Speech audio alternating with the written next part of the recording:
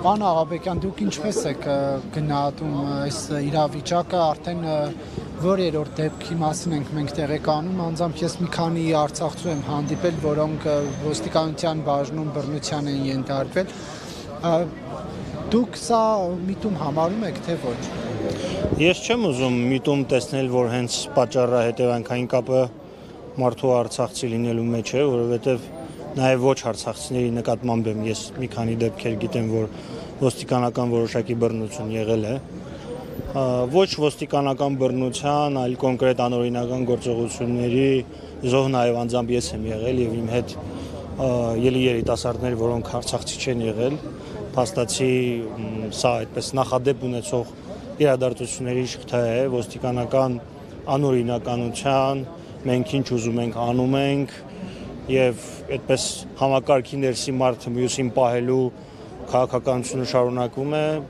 4-5 օր է որ ԶԼՄ-ներով այս թեման կա, ոստիկանների նկարները շրջանառվում են, տարբեր տեսակի տեսանյութեր կան, Տիգրանը բազմաթիվ հարցազրույցներ տվել, որտեղ որ հստակ կոնկրետ խոսում է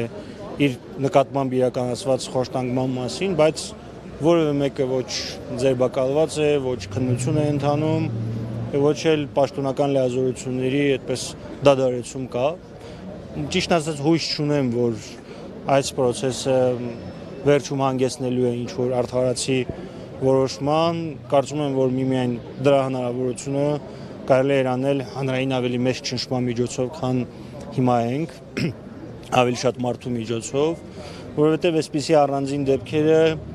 ավելի ուժեղ են սարքում իշխանությանը, երբ որ պատիժ չեն ունենում, հաջորդիվ իրենք ավելի այդպես բռնազբոս պահվածք են վերցնում եւ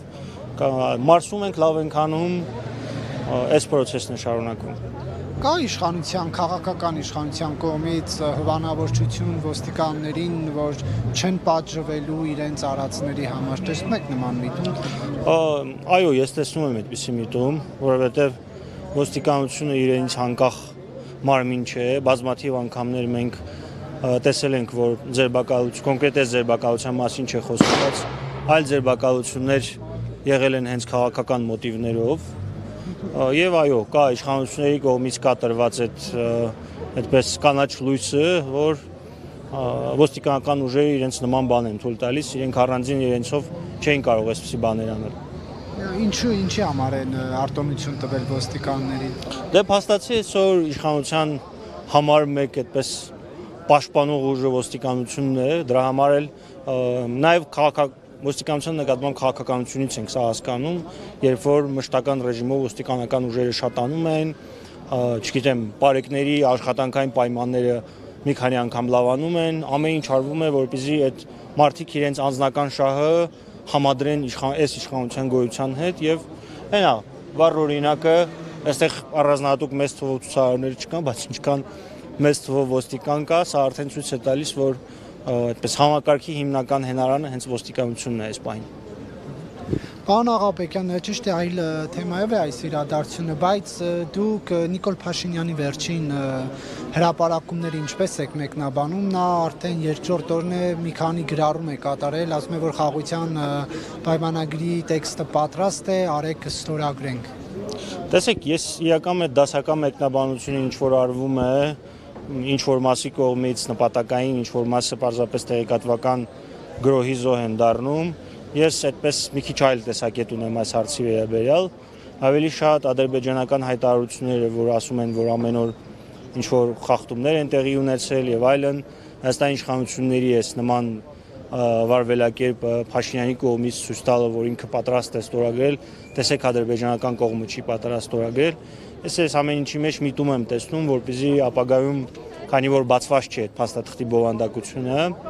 երբ որ արդեն բովանդակությունը բացելու շրջանը գա, սա ներկայացվի որպես հաղթանակ, որ տեսեք ադրբեջանական կողմը դեմ էր այս իրենց իսկ ներկայացրած նախապայմաններին, մենք ստիպեցինք, որպեսզի իրենք իրենց նախապայմանները կատարեն, մենք պետք է ուշադիր լինենք, որ ադրբեջանական կողմը բացի այդ փաստաթղթից նաև երկու առանձին նախապայման է դնում, հանձինս Մինսկի խմբի համանախագահների ցրման, որը իրենց համար իմ կարծիքով ամենահիմնական այդպես խնդիրներից մեկն է, որպեսզի ամեն ինչ տեղափոխեն ուղիղ Հայաստան-Ադրբեջան ֆորմատի մեջ, այնտեղ իրենց համար ավելի հարմար է եւ իրենք այս միջոցով իհարկե ավելի շատ բան են կարողանում կորզել Փաշինյանի իշխանությունից եւ իր այդ ամենօրյա հայտարարությունները, որ ես պատրաստ եմ, մյուս կողմը չի պատրաստ, իրական պարարտ հող ստեղծելու փորձ է, որ վաղի մյուս օրը ցանկացած զիջում փաթեթավորվի, որ որպես հաջողություն իրենց կողմից արձանագրվի։ Հիմա էլ Արսեն Թորոսյանը Պետրոսի մոտ հարցազրույց է տալիս եւ այդ մոտիվներն է տայում։ Նայում ենք հայկական ժամանակին, այսօրվա մեջ մի 4-5 հատ հոդված է, որ Ալիևին պատին են տեմ տվել, չգիտեմ ինչ են արել, պարտադրում են ինչ որ նախ այն պարագային երբ որ ամիսներ շարունակ ադրբեջանական Տեսեք ինչ լավ արդյունքի ենք հասել, որ Ալիևը չի ուզում ստորագրել։ Դե դա էլի այդ ողջ process-ի իմաստը հենց դրա մեջ է, որպեսզի ներկայացնեն իրենց համար հաջողություն, իրենք ամբողջ խաղադրույքը դրել են ժողովրդի կարճ հիշողության վրա, որովհետև 2-3 ամիս առաջ իրենք արտահայտվում էին, որ այդ վերջին երկու կետի շուրջ մենք ունենք տարբեր տեսակետներ, հիմա այդ տեսակետները փաստացի ադրբեջանական տեսակետներին համահունչ տեսակետ է իրենց տեսակետները, բայց սա ներկայացվում է որպես մեծ հաջողություն,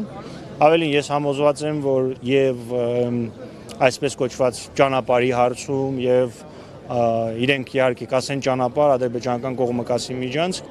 ելի այնպիսի մի լուծում են տալու, որ ադրբեջանական նախապայմանների տրամաբանության մեջ է լինելու, բայց